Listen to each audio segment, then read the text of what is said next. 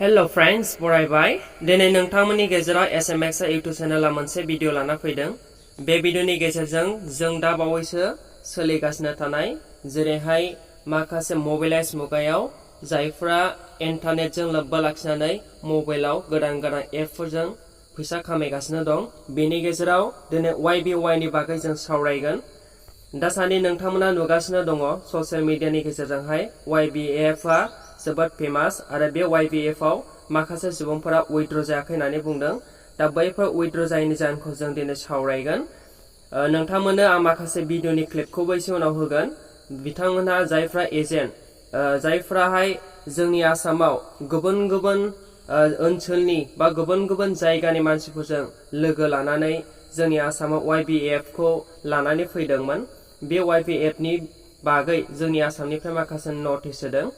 बे नटिसखौबो बा बे बाथ्राखौबो आं नोंथांमोननो एसे उनाव होगोन दा गिबियाव जों नायग्रोगोन YBYF आव मोनसे नटिस फैदों बेयो मैयासो फैदों बेखौ जों दिनै सावरायगोन दा जायफोरा फैसा उइथड्र खालामगासिनो दंमोन YBF निफ्राय बिथांमोना उइथड्र जायाखैनो बेखौ जों मिडियानि गेजेरजों मिथिनो मोनदों आरो आंबोहाय बे YBF आव हाबनानै दङ आंबो निउ इउजारसो बेनि जानाखि इनफरमेसन बेखौ आं बांद्राय मिथिया अब्लाबो जा हायो आंनि मबाइलावहाय जानाखि WhatsApp ग्रुप आरो सोरबा मा टेलिग्रामाव जइन जादों आं WhatsApp आव जइन जादों आंनियावहाय WhatsApp आव मोनसे नटिस फैदों बे नटिसखौ आं दिनै नोंथांमोननो फरायनानै खोन्थागोन नोंथांमोना नायलांबानो जाबाय थ' बिदिब्ला नैबेनो लोगोफोर नोंथांमोननो दायो आं खोन्थागासिनो दङ बेनो जाबाय नटिस बेयाव ओरैबायदि लिरदों लोगोफोर दा नोंथांमोननो फरायना होगोननि emergency notice Dear YBY users, recently many users have concentrated on withdrawing costs. माने बेवहाय ओरै बुंदों माने जायफोराहाय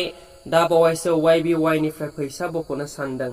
बिथांमोननि जानाखि फैसा बख'नायाव नोंथांमोना गोसो जाहोथाबगासिनो दङ ना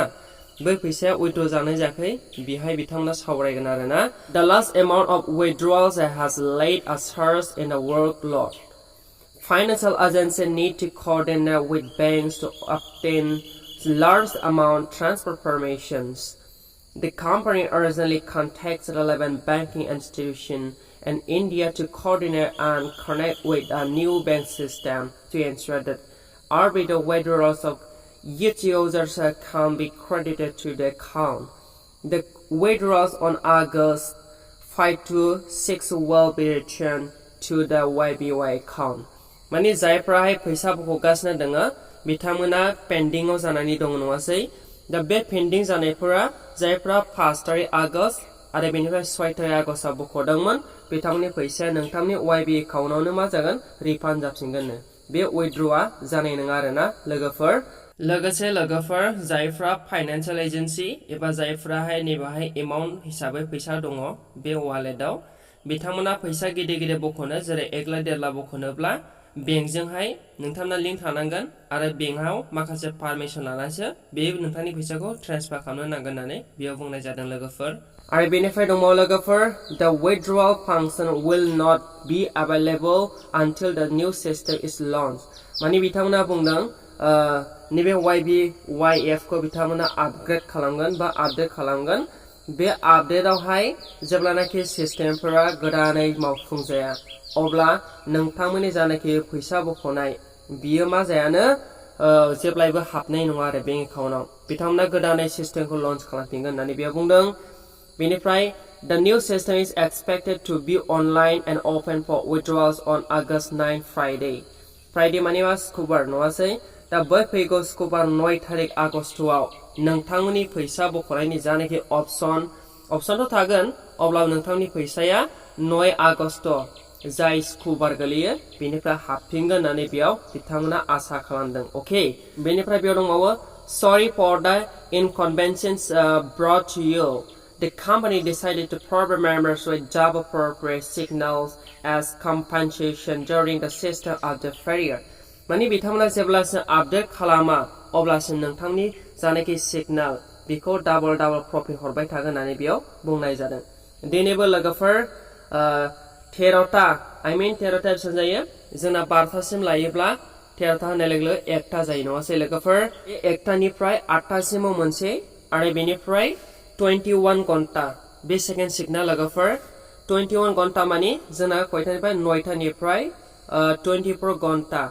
24 घन्टा होननाय लोगो लोगो 12 12थासिम मोनसे जागोन आरोना लोगोफोर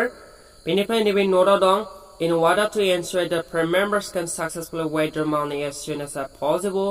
all members are kindly requested to avoid concentrate on Mondays or Friday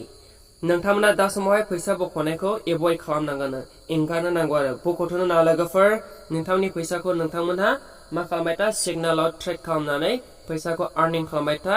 जेब्लानाखि बै जानो 9 तारिख फैनाय बे 9 तारिख फैनाय आगस्तखौ नोंथांमोनहा नेबाय था लोगोफोर बिनि उनाव नोंथांनि फैसाखौ बख' अके जोबथारनायाव आं नोंथांमोननि सिगाङाव बेखौनो फोरमायदों जायफोरा YBY आव गोदानै जइन जानो सानगासिनो दङ नोंथांमोना बेफोर साननायखौ बाद होथ' मानोना YBY आव माखासे प्रब्लेम जाबाय थानायखौ जों नुनो मोनदों जेरै विथड्र प्रब्लेम डिप'जिट खालामनायाव सोरनाबा फैसा क्रेडिट जायाखै बेफोरबायदिखौ नुनो मोनदों स' बेफोरखौ साननानै आं नोंथांखौ गुरै खावलायदों YBY नैबे जानाखि आर्निं एप बेयाव नोंथांमोना जइन दाजाथ' एसे उनाव जाय नामाय बे नोंथांमोननि खोथा जिखुनु दासान्दि नैबे 9 आगस्ट फैयागौ मानि नोंथांमोना जइन दाजाथ' होननानै आं नोंथांखौ गुरै खावलायदों थेंक इउ